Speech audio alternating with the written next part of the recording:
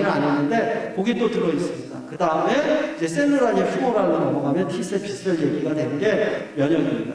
그래서 저희가 약을 먹는데 아까 말할 때 열알을 먹는데 20일을 쉬어요. 열알을 먹는데 20일을 쉬어요. 열알을 먹어요. 이거 왜 이렇게 하냐면 트레인드 이뮤니티를 만드는 거예요.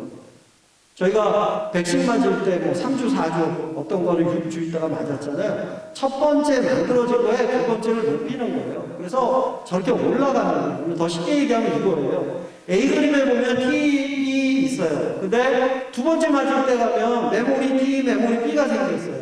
근데 세 번째 맞으면 더 많아져요.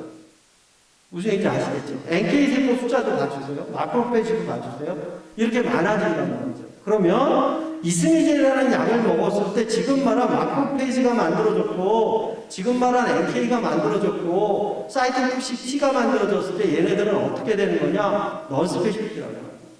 스페시픽이 아니에요. 들어간 항원에 대항한 게 아니라 보편적인 면역을 올려주는 겁니다. 그렇기 때문에 우리가 치료하는데 이 부위를 잘 가져오면 턱관절 질환에도 더 좋은 일을 일으킬 수가 있고 또 입안에 보통 우리가 다루는 염증 치료에도 더 좋은 일을 다룰 수가 있습니다. 그것이 바로 이 얘기입니다. PMBL의 치료 환자는 그 해당 균에 대한 프로텍션을 위해서 주로 쓰여지지만 그러나 바이러스를 포함한 다른 세균을 포함해서 아동 인펙션 디지즈에 대해서도 효과가 있을 수 있다. 이런 얘기를 표현을 하고 있습니다. 그래서 심하게 다른 치료가 안 될 땐 그걸 하는 거죠. 지금 보시는 것처럼 하나는 케미칼이고 하나는 메카니칼이에요. 케미칼을 쓰면 안 좋다 하는 얘기를 여기 해놨는데 그러면 모든 게 똑같나요? 임플란트 모든 회사가 똑같나요? 서페이스 텍처가 똑같나요? 결과 다 다르거든요. 그걸 정확하게 표현하고 잘 이용하는 회사가 있고 멍청하게 좋은 걸 가지면서도 남한테 표현 못하는 회사가 있습니다.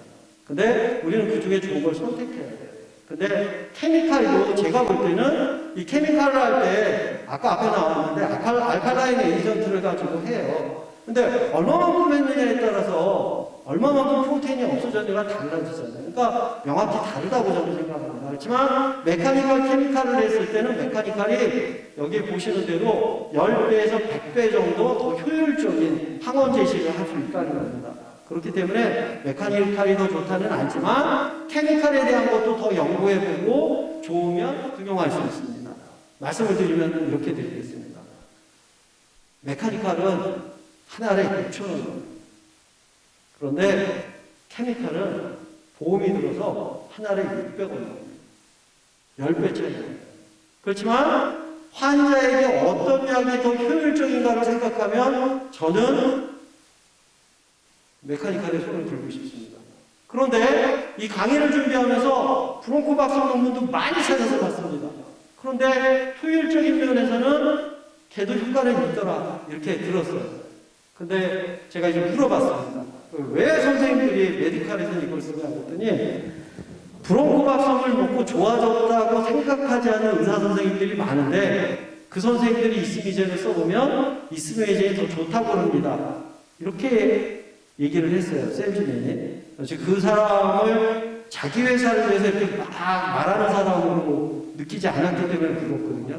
근데 제가 강의 시간에 말씀드리는 것처럼 요 내용하고 그 다음에 흡수된 곳이 바로 로컬 리저널 림프노드였다는 사실이 그것을 서포트하지 않나 이런 생각을 갖습니다.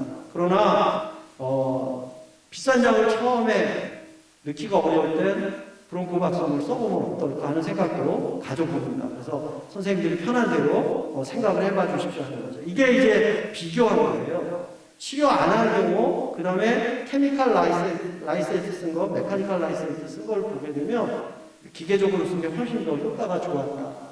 그러니까 이 효과가 좋고 나쁨에 있어서 그 환자가 느꼈는데 그 환자는 별로 몰랐는데 그 환자한테 메카니컬을 쓰면 이렇게 느끼더라 하는 그래프로 이 논문을 저는 해석을 했습니다.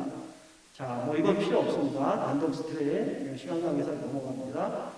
자, 서브링괄 들어가게 되면 우리 목에 임파절이 이렇게 많은 거 알고 있죠. 근데 혀 바로 밑으로 들어가면 이렇게 되어져 있어요. 임파절이. 그래서 바로 혀 밑에서 작용하게 되는 거예요. 그러면 실질적으로 반응이 일어나는 시간이 훨씬 빠르게 일어날 수 있어요. 이거는 다른 논문에 있는 건데 안티제를 업테이크하면 보통 30분에서 60분의 수지당 세포가 받아들이고 림프노드 드레인을 하는데 12시간에서 24시간인데 얘는 바로거든요. 혀 밑에는. 그러니까 그 시간이 훨씬 더 빨라지는 거죠. 아래 내려가서 돌고 이러는 것보다. 그래서 그런 개념으로 생각합니다. 뭐 사용법은 나중에 쓰시게 되면 보면 되기 때문에 케이스를 보려고 합니다. 나머지 거는 그냥 참고해 주십시오. 네. 자, 말씀드린 것처럼 우리가 뮤코자에서 시작해서 수지산세포, 그 다음에 여러 가지 호중구부터 시작해서 NK도 나오고 마크로페지 나오고 어댑티브 들어서 T셀 나오는데 T셀에는 헬퍼가 있고 사이토톡식이 있고 그 다음에 B셀이 있고 나이브 B셀에서 분화된 플라즈마가 있고 거기로 인해서 그 다음에 이제 다음 단계로 나갑니다. 이 얘기를 드렸어요. 만성부기동의 환희의 면역학적 검토, 이거 1996년에 발표된 거예요. 그랬더니, 이거 했더니, 만성부기동 있는 사람이 이뮤노글로불린 A, Z, 얘네들이 부족해. 이런 논문은 90년대에 나온 거죠. 근데 올릴 수 있는 방법은 없었단 말이죠. 그리고 최근에도 그런 논문들이 많이 나와 있습니다. 그래서 그런 환자한테 사용했을 때 어떤가 하는 겁니다. 이건 중국 선생님들이 했어요. 그래서 논문 쓴 거를 보게 되면은 이제 모델을 만들어가지고 정상이 있고 병이 있는 사이노사이티스를 만나고 거기에다가 여기 보면 OM85라고 해서 브론코박성이죠. 들어갔어요. 항생제랑 같이. 그 다음에 뒤에 거는 항생제만 넣었어요. 그랬더니 왼쪽 아래에 그림이 요게 이제 사이노사이티스로 여기가 드리베이션 되고 나빠진 거예요. 에오제노필이 많이 있어요. 위에랑 비슷하게 시리아 펑션도 좋아지고 다 좋아진 걸 볼 수 있어요. 물론 아목사실린 쓴 거보다 훨씬 더 좋아진 거를 비교할 수 있기 때문에 이 논문을 쓴 거죠. 항생제 안 쓰고 얘를 써야 된다는 게 아니에요. 항생제도 같이 쓰셔도 돼요. 그리고 항생제 쓰는 시간을 줄여주는 거예요. 네, 그런 의미로 받아주시면 돼요. 그래서 보편적으로 크로닉 막실라리 사이노사이티스에 썼어 하는 논문으로는 개체수가 적습니다. 대부분이 어퍼 레스피러토리 트랙 인펙션으로 되어 있어요. 그래서 거기 있는 거를 쭉 찾았는데 이거는 인터넷에서 찾아서 거기에 이렇게 지지자들이 쓰지 말라고 써도 그린 것 같은데 거기에 이제 보면 저기 CS가 막실라리 사이너스가 있어요. 결국은 많은 케이스 40개 정도 되는데 5개만 나와요. 그 중에서 3개만 팔로우업이 돼 있어요. 그걸 보고 유추하는 겁니다. 그래서 이런 환자들에게 좋았다. 그래서 보통 내과나 가정의학과에서 사이노사이티스가 생기면 그냥 이걸로 주고 좋아지면 때, 안 좋아지면 후에 이비인후과 보내고 이런 식으로 하고 있습니다. 그래서 저희는 아까 얘기했던 사이너스 이리게이션을 하면서 할 수 있기 때문에 또 최근에 에너를 공부하면서 하다 보니까 이 흐밍을 하는 게 되게 좋답니다. 사이너스 뮤코자에 바이브레이션을 시키면서 에노가스가 생성대로 들어가는 효과가 있다는 논문을 만들고 그냥 났어요. 그래서 지금 보시는 것처럼 이런 타입1 타입2의 이뮤 레스폰스 에노가 작용한다. 그러니까 TH1하고 TH2를 현재는 올드 컨셉으로 굉장히 중요히 여깁니다. TH1이 많고 TH2가 적어져야 되는 거죠. 알러지도 적어지기 때문에 그런 얘기를 하고 있어요. 아까 말씀드렸던 과정입니다.